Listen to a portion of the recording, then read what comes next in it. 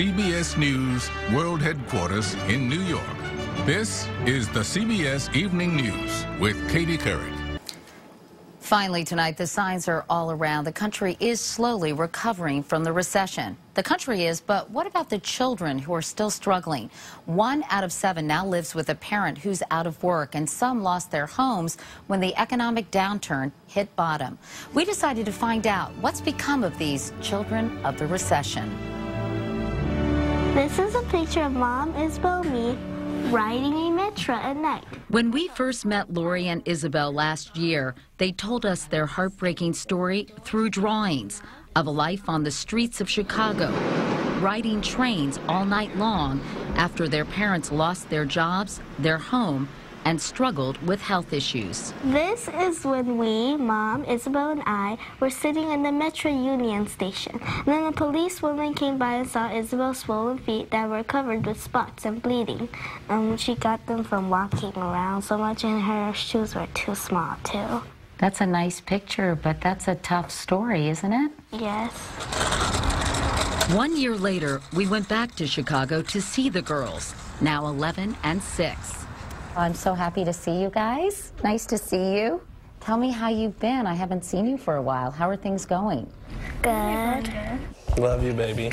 Thank you. Things are good thanks to Toby and Cassie Eng, who first opened their home and their hearts to the girls 2.5 years ago. It's really fun to see their personalities come out more and more as they get more and more comfortable. Can I interrupt and give you some information on Safe Families? The Engs are part of Safe Families, a growing network of volunteer families in 25 cities who are taking in kids temporarily while their parents get back on their feet.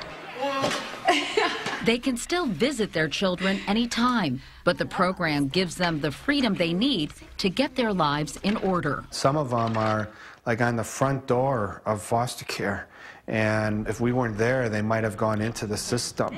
Since we first told you about this program last year, the number of children in these temporary homes has nearly tripled. Yeah, it looks like it's snowing, right? I'm so glad that we can be there for her, for the mom, to say, hey, look, your kids are safe here and they're happy here and they're loved here. Tell me what it's been like living with the Engs. Life has been fun, and it's fun thinking that I have 2 sets of parents. But do you miss your mom and dad? Yeah. Today, Lori expresses those feelings through her poetry. Everything started here, everything belonged here, everything that I've ever remembered, but now it's all gone. Where did everything go? I still wonder today. It just washed away with the rain. That's a very profound poem. What do you think that means? I was with my parents in the beginning, and it's like everything belonged there with my family, but then it was just all gone. Heavenly Father, thanks for a good day. Being separated from your family is traumatic. But Malik, who we met last year, understood why. Do you think it's better to be with this new family for now anyway? Yes, I do, because they help me a lot. And it's helping my mom, too. It's not just helping me, it's helping her, too. 1 year later, Malik is now 12 and back with his family. His mother, Latanya, is now planning to go back to school to help provide for her children, something she says she can do because of Safe Families. Every last one of the families have been helpful to me and my children. Tell me some of the things they're doing to help your mom. Well, they're trying to figure out like how much food and stuff she buy and how much her rent costs so they could try to help her. So they're trying to help her with her budget, right? Yeah, budget. That's nice, right? Yes. We kind of call it co-parenting. It's an approach that's being embraced by churches throughout the country. Good morning. Pastor Lee DeLeon says in places like Santa Ana, California, budget cuts have left families in crisis with less of a safety net. That means 90% of the people that call, which are in the thousands that call, cannot receive any help. People like 19-year-old Mary Roll, who was living on the streets for months with her infant son Aries. Now she's about to give her baby to Dawn and Steve Levitt for the time being. I'll miss his smile and his laugh.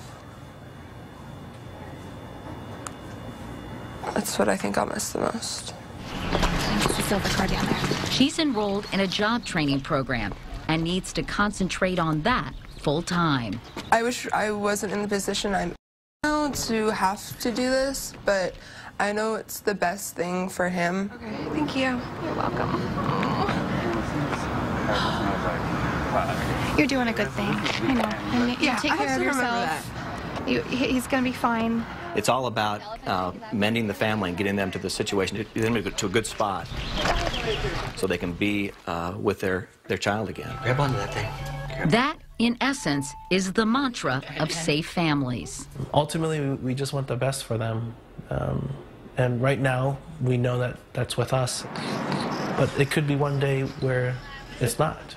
And as hard as that would be okay with us. And that's the CBS Evening News for tonight. I'm Katie Couric. Thank you for watching. I'll see you tomorrow. Good night.